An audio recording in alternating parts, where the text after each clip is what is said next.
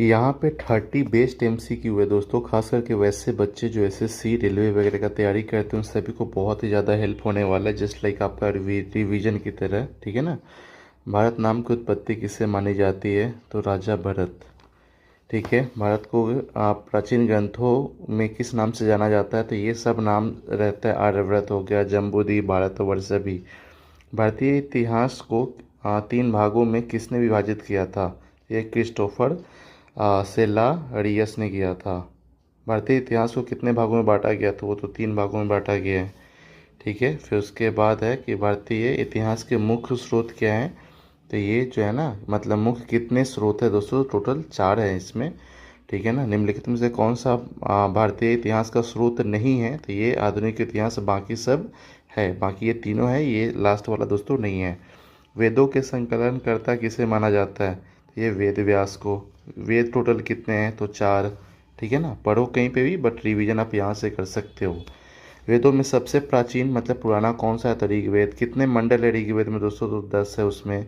कितने सूक्त है? तो 228 है। सामवेद किससे संबंधित है? तो संगीत से है। यजुर्वेद में किसका वर्णन है? तो ये आपका यज्ञ और अनुष्ठान का।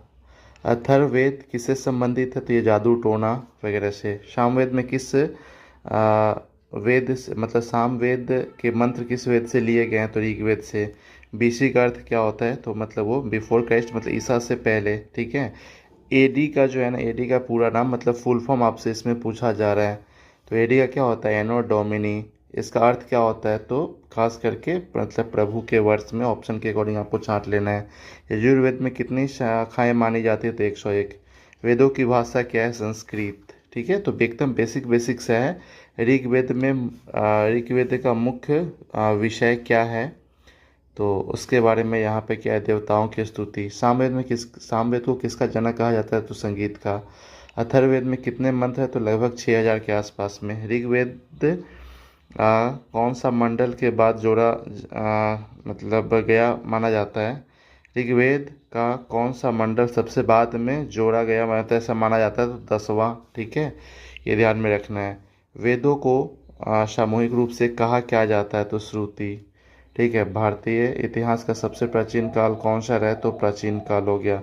वेदों का अध्ययन करने वाले को क्या कहा जाता है? तो उसको ऋषि कहा जाता है।